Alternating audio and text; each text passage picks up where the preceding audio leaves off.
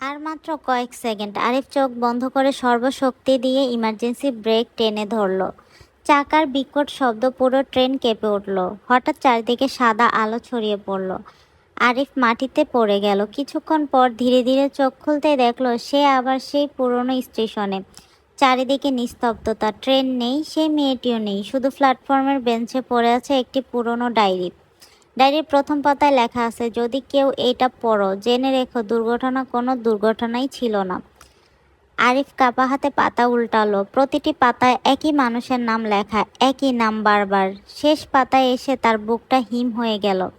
সেখানে লেখা, শেষ শিকার আরিফ। তার নিচে আজকের তারিখ আর একটি লাইন, সে এখনো জানে না সে অনেক আগেই মারা গেছে। ঠিক তখনই পেছন থেকে ভেসে এলো করতালির শব্দ, টক টক টক।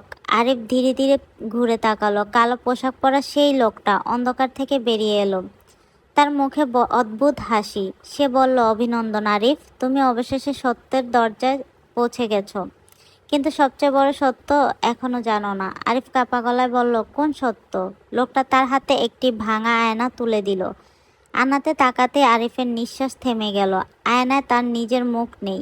সেখানে দাঁড়িয়ে আছে সেই ফাঁকা চোখের নিস্তব্ধ হাসি এক যাত্রী। দূরে আবার ভেসে এলো ট্রেনের হুইসেল, আর মোবাইলের স্ক্রিনে জ্বলে উঠল একটি নতুন বার্তা, স্বাগতম শেষ ট্রেনের যাত্রীর দলে।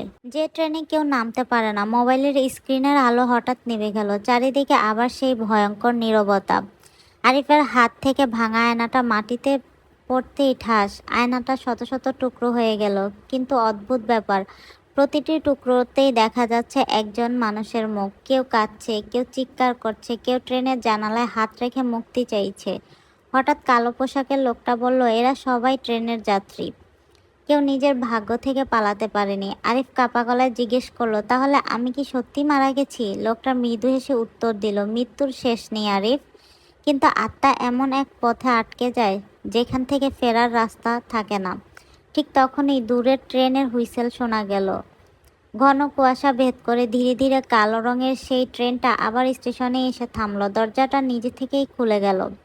ভেতর থেকে একসঙ্গে অসংখ্য কণ্ঠ ভেসে এলো, ফিরে এসো, তোমার সিট এখনো খালি আছে। আরিফ এক পা পিছিয়ে গেল। ঠিক তখনই তার চোখে পড়ল প্ল্যাটফর্মের দেয়ালে।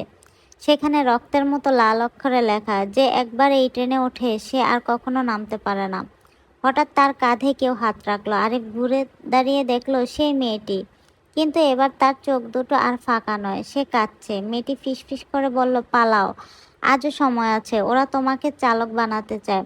আরিফ কিছু বলার আগেই কালো পোশাকের লোকটা প্রচণ্ড রাগে চিৎকার করে উঠল, চুপ, নিয়ম ভাঙার শাস্তি তুমি জানো। মুহূর্তের মধ্যেই মেয়েটির শরীর কুয়াশার মতো মিলিয়ে যেতে শুরু করলো। মিলিয়ে যাওয়ার আগে সে শুধু একটাই কথা বলল, ইঞ্জিনের শেষ কামরায় সত্যটা লুকিয়ে আছে।